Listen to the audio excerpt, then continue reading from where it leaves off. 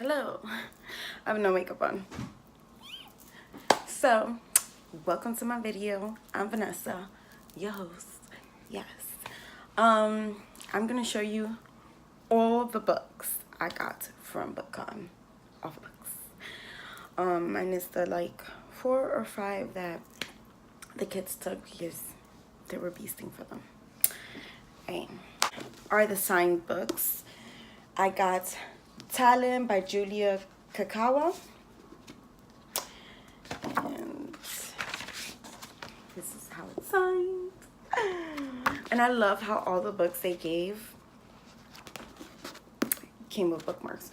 So this one says, to take her rightful place in the talent organization, young dragons Ember Hill must prove she can hide her true nature and blend in with humans. Her delight at the prospect of a summer of normal teen experiences is short-lived. However, once she discovers that she's also expected to train for her destined career in talent, but a chance meeting with a rogue dragon will soon challenge everything Ember has been taught. As Ember struggles to accept her future, St. George soldiers, Garrett Xavier Sebastian, is taxed with hunting her down. But when faced with Ember's bravery, confidence, and all too human desires, Garrett begins to question everything the Order has ingrained in him and what he might be willing to give up to uncover the truth about dragons. I love dragons, so I was hyped about that one. I got Girl Squad by Sam Maggs, and it is signed. And this is about Anne Bonny and Mary Read, Sharon Shirley Firth, and the Edinburgh Seven. So a modern girl is nothing without her band of besties, but don't let all the hashtags fool you. The hashtag Girl Squad has been around for a long, long time. And this engaging and well-researched book, Sam Maggs takes you on a tour of some of history's most fascinating and bravest BFFs. So this is going to be a good read. This one was like right up my alley. It's called Blood Memory Society by D.A. Fields. And he signed it for me. Woo. And there it is. And it says, all the best. Freaking happy. And this is called What If You Could, this is about, what if you could inherit your ancestors' memories? What implication would such an inheritance have on society? And that's all I'm reading you, because I got a lot of books to get. Wild Embers by Nikita Gill. Of course, signed. This was like my favorite thing. I'm already up to here. It's a poetry book. Definitely recommend. Walking Each Other Home by Ramdas and Marai Bush. And this is basically an intimate dialogue between two friends and luminaries on love, death, and spiritual path. I got Strange Fire by Tommy Wallach. So this is, they said that the first generation of man was brought low by the appetites for knowledge, for wealth, for power.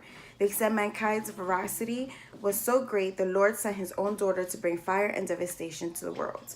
The survivors were few, but over the course of centuries, they banded together to form a new civilization, the Descendancies, founded on the belief that the mistakes of the past must never be repeated. Brothers Clive and Clover Hamill, the sons of a well-respected Descendants minister, have spent their lives spreading that gospel, but when their traveling ministry discovers a community intent on rediscovering the blasphemous technologies of the past, a chain of events will be set in motion that will pit city against city, and another against brother, and a brother against brother. Along with Gemma Poplin, Clive's childhood sweetheart, and Paz de Dios, a revolutionary who dreams of overthrowing the Descendancies, Clive and Clove will each play a pivotal role in determining the outcome of their holy war and the fate of humanity itself. This sounds epic. I can't wait. Under a Clouded Sky by Chris Fabi. This is an arc. This is one of the first arcs I got. And it says, for the fans of Southern fiction and the recent hit memoir Hillbilly Elegy, a charming and engrossing novel about a lush and storied coal mining town and the good people who live there are in danger of being destroyed for the sake of profit. Will the truth about the town's past be its final undoing of his saving grace? So this sounds good. I got Easy Prey by Catherine Lowe, and it's an edgy whodunit about sexting, gossip, and betrayal. So basically, a picture got leaked. They're trying to find out who leaked it. It could be any of the 3 suspects. That's interesting. I got Ruby Radford, Genius Girl Spy by Lauren Child. Awesome.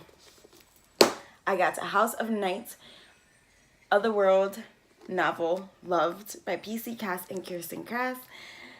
My best friend Mimi put me onto this. She's like, you have to read it. So I don't think I need to explain this one. Now on for Day 2 stack. I think Day 2 stack was way more intense.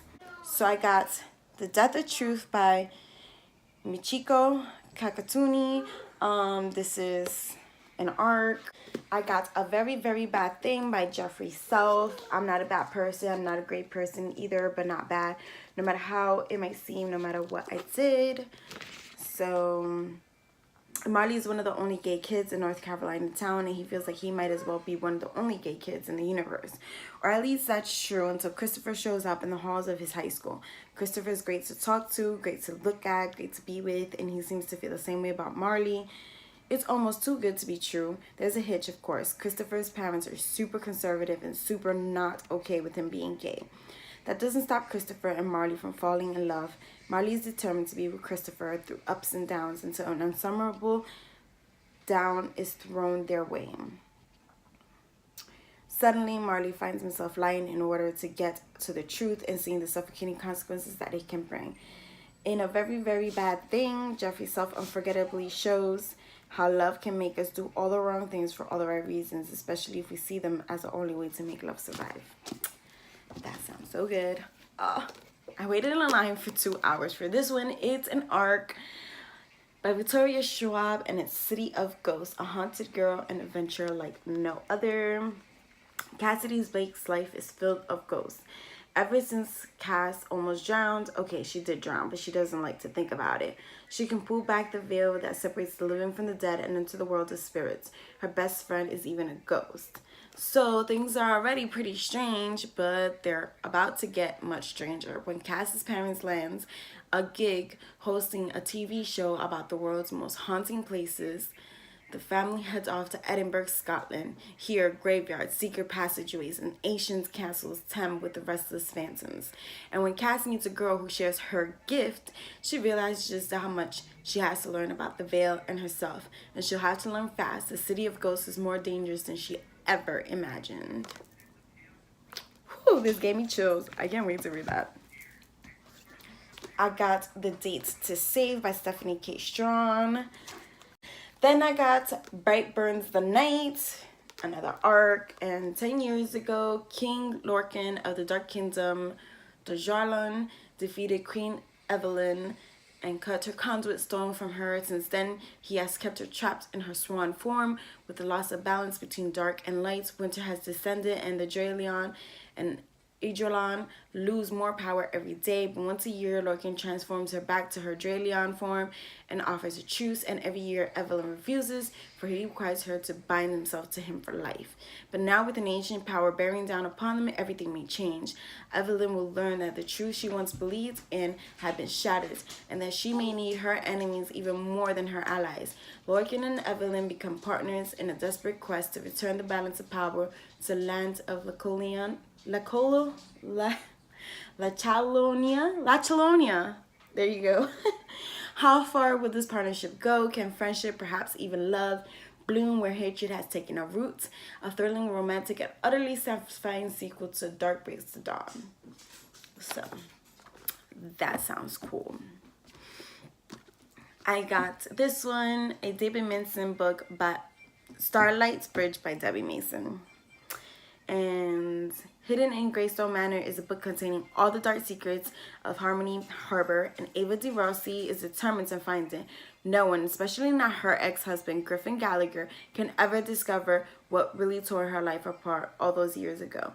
With Griffin back in town, it's more important than ever that she finds the book before someone else does, because her ex is still angry with her for leaving him, and he still has no idea Ava never stopped loving him.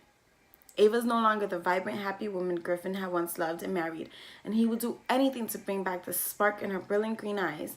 But what's never changed are the sexy sparks of attraction between Ava and Griffin, and he won't even give her up again without a fight.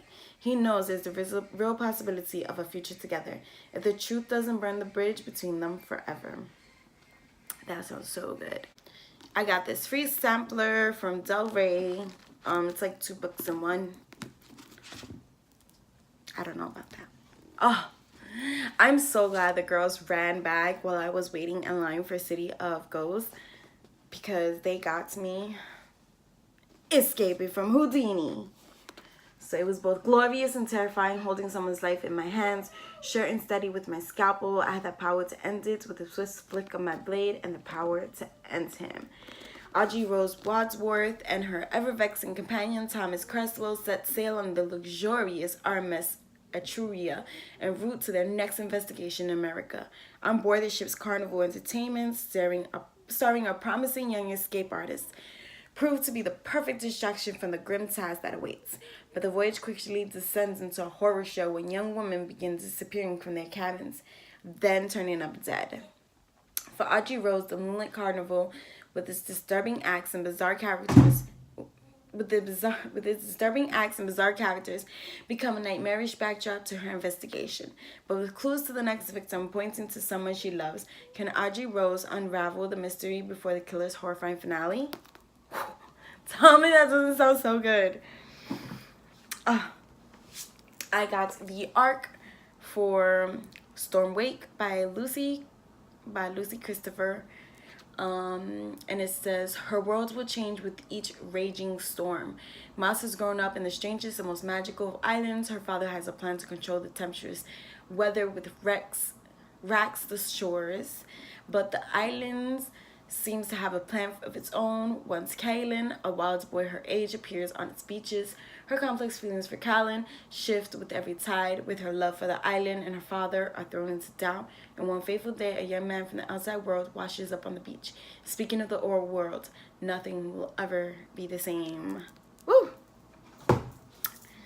I got American Fire by Monica Hayes. This book is already out and was on Book a Month Club, and I didn't get it, so now I got it. I got the arc for Brilliant Death, and it's by Amy Rose Capetta. Love isn't simple, but it can be brilliant. A daughter torn between loyalty to her family and owning her power, a debonair orphan with a gift for shapeshifting, a lush, sweeping, gender-bending, and endlessly surprising love story. So this sounds so good too. I got this in the Book Detectives line, and this is Watch Me Disappear, a novel by Janelle Brown. And it says, it's been a year since Billie Flanagan, a beautiful, charismatic Berkeley mom with an inviolable life, went on a solo hike to Desolation Wilderness and vanished from the trail. Her body was never found, just a shattered cell phone and a single hiking boot. Her husband and teenage daughter have been coping with Billie's death the best they can. Jonathan drinks, Olive grows remote. But then Olive starts having strange visions of her mother still alive. Jonathan worries about Olive's emotional stability until he starts unearthing secrets from Billie's past that bring into question everything he thought he understood about his wife. Together, Olive and Jonathan embark on a quest for the truth about Billie, their family, and the stories we tell ourselves about the people we love. Oh my God, so good. Then I got this arc called Dark Fever from Karen Marie Moaning. So yeah, that's my BookCon book haul. I hope you guys enjoy this video. Let me know how many books you got, how many totes you got, and if you're going next year, because I definitely am. I got 9 totes. 9 totes. And 5 shirts, 5 t-shirts, 2 that I bought. So yeah. That's it for now. Sorry that the video is so long. I hope you stuck with me through the long haul. To the long haul. Get it? I'm so corny. Bye.